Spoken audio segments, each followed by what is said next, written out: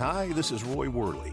Welcome to the interview show that brings on guests from all walks of life. Yeah, it's here that they tell their stories and delve a little deeper into their lives to see what got them where they are. So grab a drink, have a seat, and relax, because this is the Leo Effect.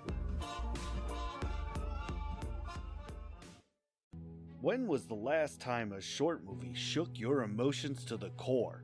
When was the last time a short movie caused you to rethink everything you stood for? When was the last time a short movie made you proud to be an American? When was the last time you felt the emotion to stand up and cheer after a short movie? The new short movie, I've Got Your Six, written and directed by Bill Foster, one of the industry's newest and fastest climbing directors, will answer all of those questions. Rarely has there been so much packed into a short movie that when you leave, you'll feel more proud of our American military veterans. A movie that was cast only with American military veterans will have you on the edge of your seat, cheering for our veterans and what makes America great. I've Got Your Six will be hitting the film festival scene soon. Be prepared to drop what you're doing and go see this powerful movie when it comes to your area. Hello, ladies and gentlemen. Welcome back to the Leo Effects. I hope you're ready for this one, because I certainly am. It's been a long time in the making. I'm super excited. I have a childhood idol, somebody that you've probably heard if you're about my age, and probably any time there before or after, or any time. Today, I'm joined by the great Neil Ross. How are you today, sir? Actually, it's a great coincidence because I had an idle childhood, so should be a nice fit. Perfect. Just sat around. There wasn't a lot to do, you know. Anyway, thanks for having me. It's a pleasure to be with you. Yeah. This is gonna be good. I got some nice questions all ready to ask, and but I think first, you know, if people haven't figured it out yet by hearing the sound of your voice, maybe you can enlighten people with what you feel might be your most iconic roles. Well, we're talking strictly animation or the whole voiceover? What I mean, you don't have to do your whole resume, but I mean, some of what you feel you might be most proud of, or along those lines. Well, we'll kind of skip across the high points and see where we go from there. I did a lot of animation. The shows that I did that most people might be familiar with would be Voltron, G.I. Joe, Transformers, couple of different iterations of Spider-Man, Rambo, etc., etc. I lost track after about 2,500 episodes of animation. I don't know where I am now, probably closer to 3,000. Also did a million commercials, did 20 plus narrated 20 plus episodes of Nova for public television. Was the announcer on the Oscar telecast in 2003, the Primetime Emmy Awards telecast in 2004, and like that there. Yeah, so take that. Yeah. Oh, man, what a distinguished career. Well, I got a lot further than I thought I was going to. Honestly, when I first, the first thing I ever did was radio. I was a disc jockey for about 20 years. And when that ambition first came on my radar at about the age of 15, 16, believe me, I would have been thrilled just to make it to KCBQ in San Diego. But I got a little further than that. Things got out of hand. I would say so. What was it that made you decide to pursue this particular career? Voiceovers or radio? Well, you said you were into radio first, so what was it that drew you to that first? It was actually the music. I listened to a lot of radio when I was a kid, but I would always tune to where people were talking. I was fascinated by voices and accents, and I began to try to reproduce them in the privacy of my room. It almost turned into a little bit of a hobby, but of course I had no idea how to turn something like that into a vocation.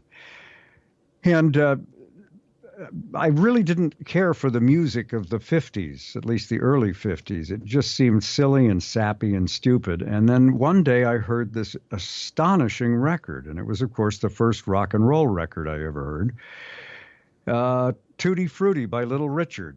Oh, all right. Recorded, I think it was the third take of a session in Nolans. And I heard that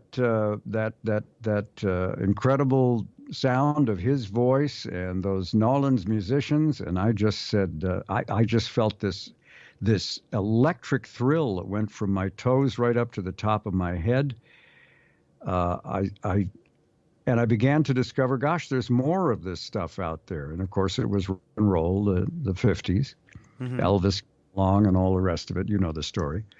And I was so caught up in the whole thing that I began to listen to a lot of music radio stations that were playing this stuff. And, you know, if I had perhaps had a little bit of a different mindset, I would have ended up in a band, but I have zero musical talent, so forget that. I began to be fascinated by the guys who played the records, the disc jockeys. And eventually I thought, gosh, maybe I could do that. And then it sort of became an obsession. Okay. And so that's how I got seduced into radio. It was the music initially. Wow. All right. Did you, when you were entering into that particular world, did you have a lot of support, or did people think you were just out of your mind? Well, my parents certainly thought I was out of my mind. Well, you know, it was tough in those days. I mean, show business now, they've torn down the fourth wall, and if there was a fifth wall, they'd tear that down. But back then, it was really hard to find anything out about, you know, radio and how it worked and how to get into the business and all the rest of it. And I was very lucky. I made a connection. There was a radio guy living in my neighborhood, and I was able to meet him. And God bless him. He was a wonderful mentor, told me all about it, set me on the right path. And I owe him a lot. And, you know, once I got the thing in my sights. Actually, it was relatively easy. Well, easy. I shouldn't say that.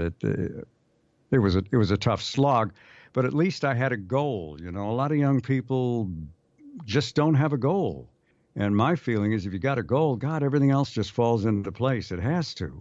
You know, you've got to. You're shooting for a bullseye. You're focused. You know what you're doing. You know what you want to do.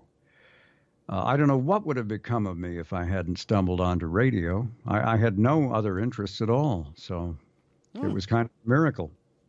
Well, it certainly sounds like it. And then how long did you do radio for? About 20 years. Wow. But towards the last 5 of those years, I was doing both radio and voiceovers. The two careers kind of overlapped, and eventually I got so busy in voiceovers, and I was tired of the radio business anyway. So I gotcha. You know, the tail was wagging the dog, and I quit my last radio job. I walked out of KMPC in Hollywood, a station I never thought I'd ever have a chance to work for. And then I quit in 1985, and I haven't had a job since. Not a steady job, you know. Right. Oh, gee. What was it that made that transition into voiceover work? Did you jump into commercials, or was it, oh, hey, look, a cartoon?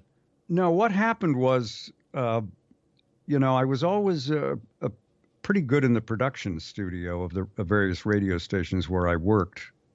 Most stations, there are 2 studios. There's the air studio where the show you hear is being broadcast.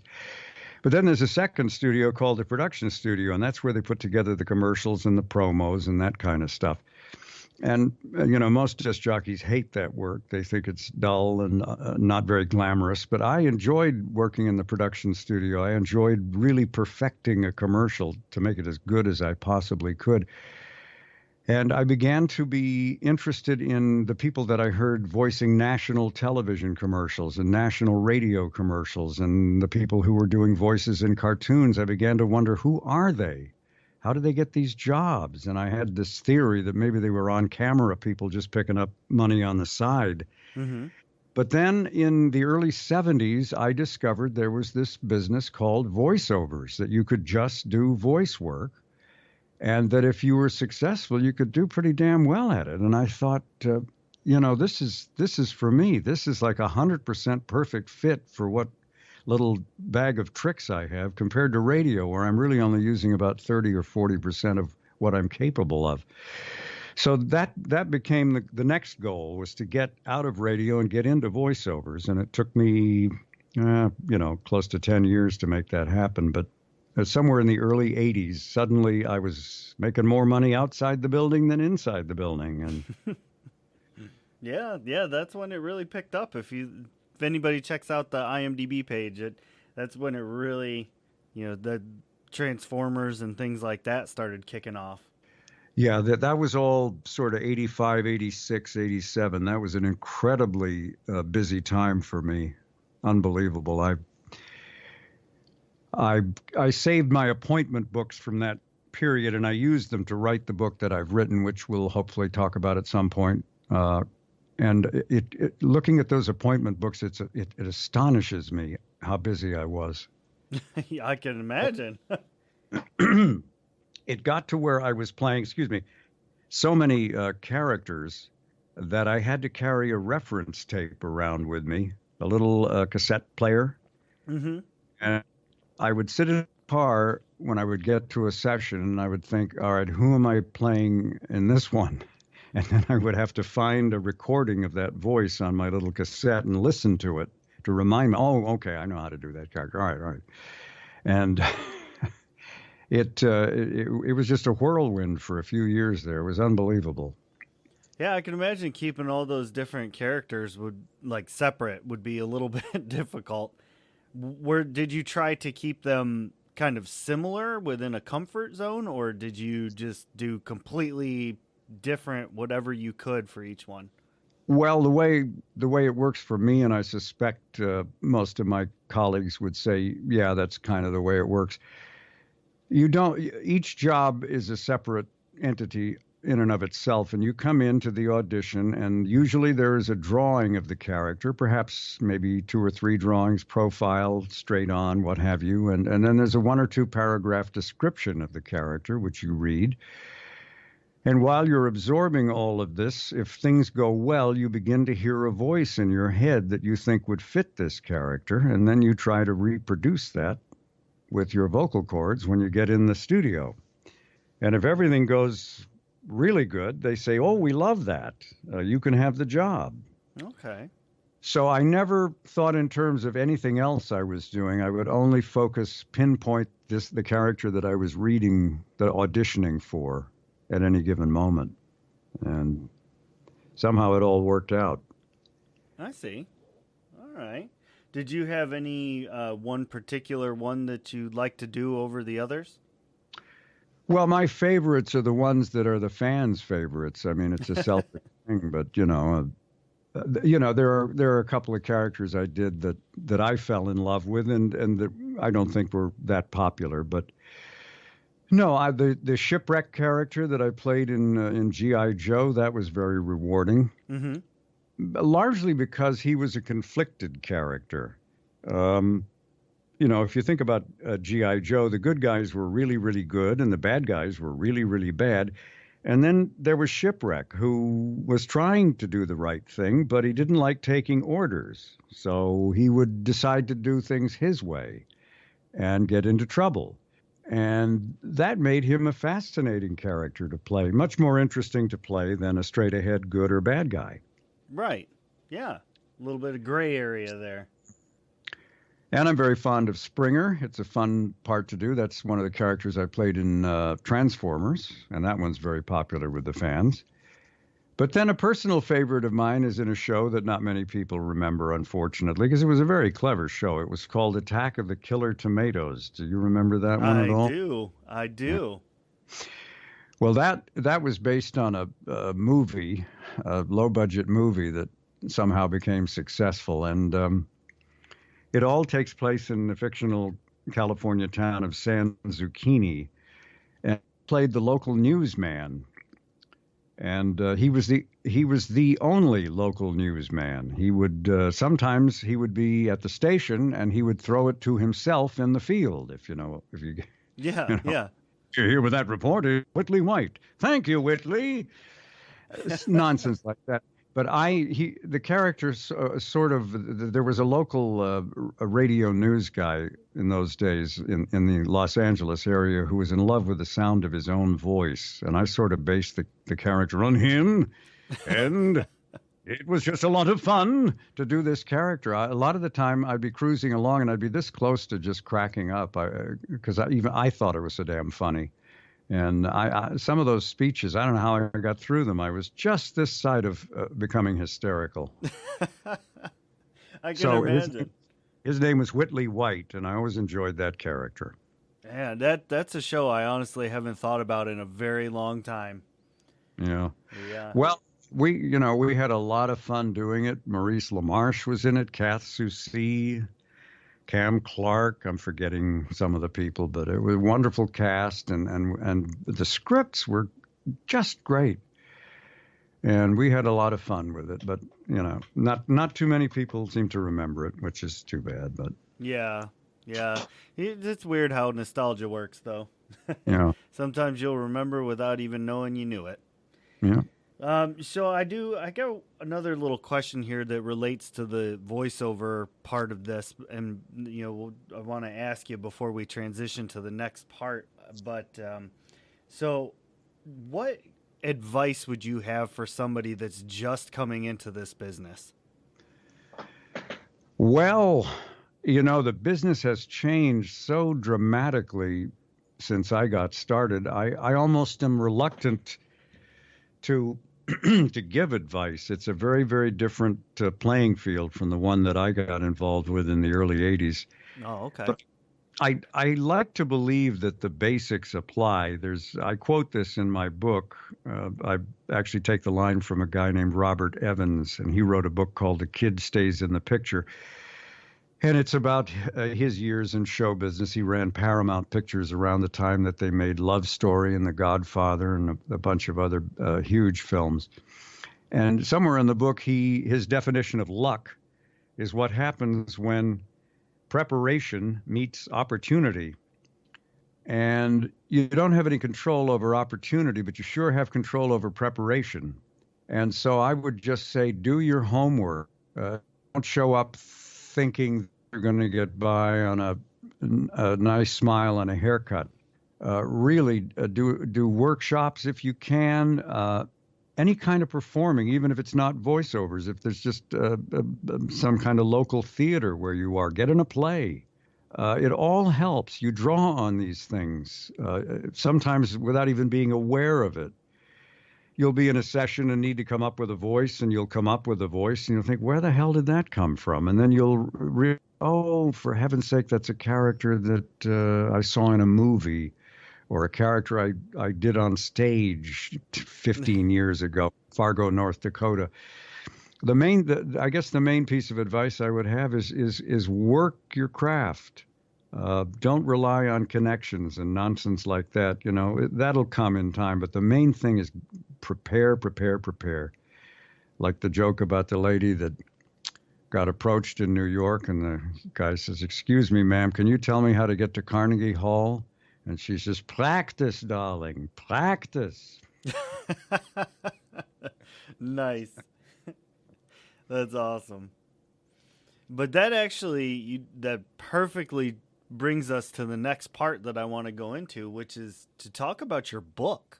I had the opportunity to read through some of it with my limited time that I'm afforded between work and podcasting.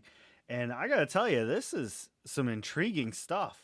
And so, I don't want to steal the thunder away from you on that one. So if you want to talk about your book a little bit, that would be perfect. So we could start with the title. Yeah, the title is Vocal Recall, and the subtitle is A Life, Radio, and Voiceovers.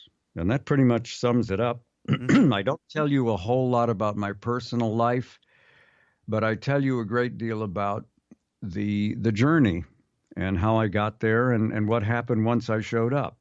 And so it begins like any autobiography with my birth, and then we find out where I was raised, and eventually I hear my first rock and roll music, and then I stumble across the mad dream of becoming a disc jockey, which I do. And then some of the adventures that I had working in such far-flung places as Lewiston, Idaho, and San Diego, San Francisco, Honolulu, and Los Angeles. And then how I made the transition into voiceovers and the shows that I worked on, the things that I did, the people that I met. And hopefully there are enough funny and or interesting stories along the way to where it's an enjoyable read. Yeah. I mean, what I read of it has been just completely enticing, like entrancing. There we go. That's what I'm looking for. And it's great. It's a great book. It's a good read. Where can people pick this up at? Well, it's on Amazon, and there's an audio version that's at Audible. Apple has it. The simplest thing would be to go to a website I created for the book, and that will show you how to order it. Okay. And the website is www.neilbook.com. But if you just put Vocal Recall into Amazon, it should pop up quite nicely. Okay. And as usual, I will put all of the links to these things into the description of the podcast. So one-stop shopping, just click and go. Excellent. I appreciate it. Absolutely. That, people like simplicity. If you can click and get there, that's the way to do it. So that's how we're going to set it up. It's a click and get world. Yep. Do you have any projects you're currently working on that you can tell us about, or something coming up that you're looking forward to? Yeah, a couple of things. I am very proud and pleased to be narrating a series of documentaries for the Jet Propulsion Laboratory in Pasadena. And these are the folks who put rovers on Mars and all kinds of just amazing things. And that fairly soon will be available. But I don't know exactly where or how, unfortunately. But within, I think, another 6 months to a year, that will be available to the public. Okay. And then this summer, happy to report that the game show Press Your Luck is coming back for 12 thrilling episodes with yours truly as the announcer. So, oh, there we go. Yeah. That's awesome. That's really cool. I'm glad that you're still out and about. You're still doing stuff and, making it work. You're a role model. Oh, you're too kind. Thank you. It's a remark attributed to Woody Allen. I don't know if he really said it or not, but the remark is that about 75% of the reason for success is that you showed up. And that's all I do. I just keep showing up. And they say, oh, you again. Oh, dear. But somehow it seems to work out. So that's perfect. That's all that matters, right? Right.